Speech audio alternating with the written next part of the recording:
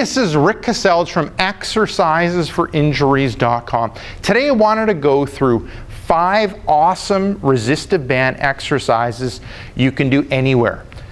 So a couple weeks ago, I left snowy Kelowna, the 2 feet of snow that we got. I headed down to Miami, and one thing I ended up bringing was the resistive band like this, a looped resistive band.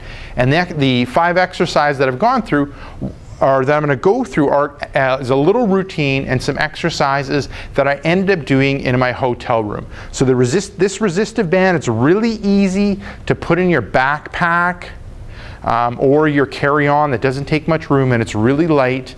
I mean, the only problem is sometimes when you go through security, when the HSA or whatever they're called take this out and ask you what it is, sometimes it's an awkward experience having to explain and demonstrate some of the exercises in security. But if you're okay with that, here are a couple exercises that you can end up doing. So get Donnelly to demonstrate, and the first one ends up being an overhead band reverse lunge. So Donnelly is stepping with one leg on the tubing. She's going to press it overhead, and then she's going to end up stepping back and going into that reverse lunge. Good. And then coming back up and then meeting together. Good. And then once again on that, yes. Good. And back. Excellent. So a regression for that is, if you can bring your arms overhead, is you can have the tubing just at your shoulder height. Good.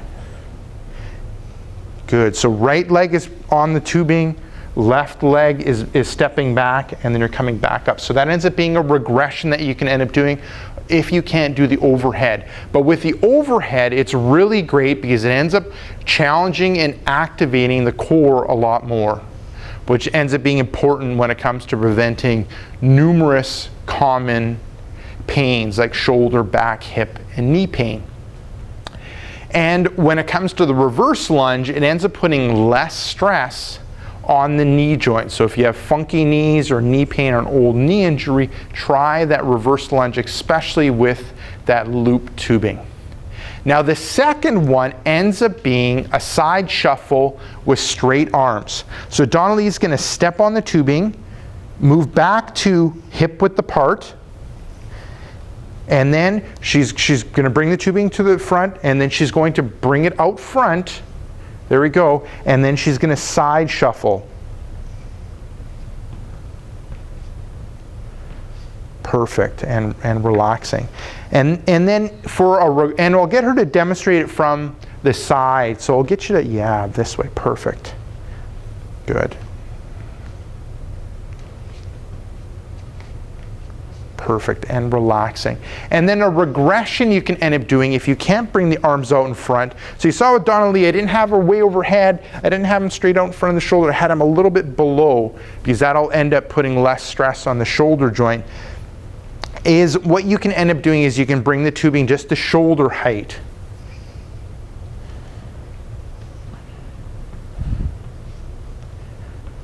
Good. And when it comes to the side stepping, I'm going about 30 to 45 degrees. I don't need to go at 90 degrees. And I'm moving with one, and then I'm following with the other and trying to maintain that resistance on the tubing.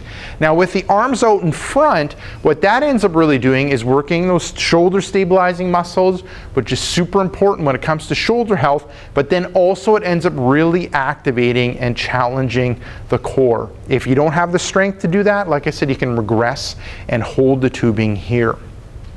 Now the third one ends up being a push-up with the loop tubing. So you're going to take the loop tubing, going to loop it in behind your back. A big thing you want to remember is you want to try to have it, relatively low, because you don't want it to flip up and bonk you in the head, which isn't fun. It leads to the exercise stopping pretty quickly.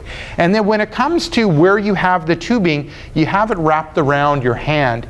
I mean, sometimes you have it wrapped around your thumb, but it ends up putting a lot of pressure on the thumb. But if I have it over my whole hand, that ends up it being easier. You end up having a better grip, and it puts less stress on the fingers and the hands. So now you go into a push-up position. Now you can end up going from the toes, but with Donna Lee, we're going to regress her and we're going to go from the knees. So get her to go from the knees and, you know, tight through here, good alignment, tight through there, good, and going into that push-up movement.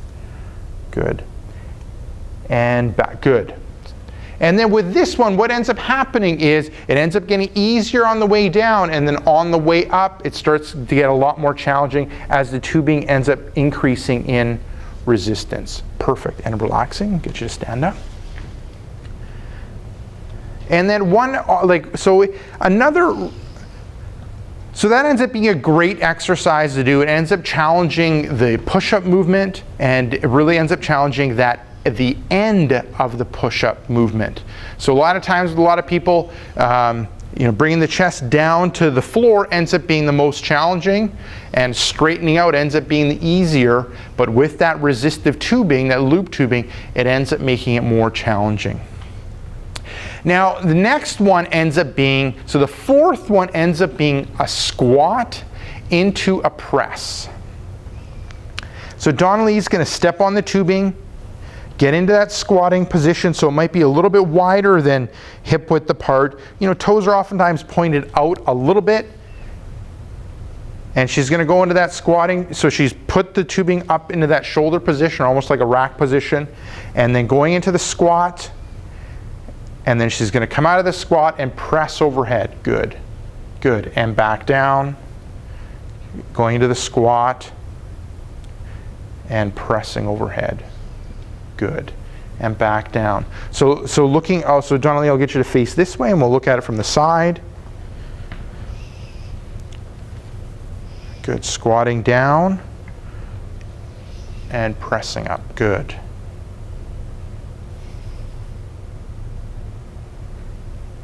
Good, and just like the other ones, a regression, if we can't do the press movement, is I just leave it here. I just leave it in this front rack position, and then you're going into that squatting movement. Good, one more repetition. Perfect, excellent. So there you go. I like pressing overhead because it ends up really working that shoulder and those stabilizing muscles of the shoulders, which is really important, and then also overhead work really challenges the core, which ends up being really important. Now the last one, number 5, is a cross band bent over row. So Donna Lee's going to step on the tubing, and then moving into a little bit further than hip width apart, and she's going to cross over with the tubing. Good. And then she's going to pull back and drive up with those elbows and really work that mid-back. Good. And back down. Good. And back down. So I'll get you to shuffle and we can kind of demonstrate from the side. Perfect. So she's bending through the hip. Everything else is straight. Grabbing across the tubing. Head's in good alignment. Okay. Good. Like this, and then driving those elbows up. Good. One more repetition. Good, and relaxing. Perfect. So with this, you're bending through the hips to whatever level that you can. The deeper that you can bend through the hips without losing your low back curve, the better. The better is, and the more that you can end up isolating that mid-back area. But if you can only come down a little ways and go through it, it still ends up being beneficial. You just need to be cautious of overworking those upper trap muscles, upper trapezius muscles. So there you go. There ends up being 5 awesome resistive band exercises you can do anywhere. So next time you end up going traveling, throw a resistive band into your carry-on or into your luggage and bring it with you and go through these 5 exercises.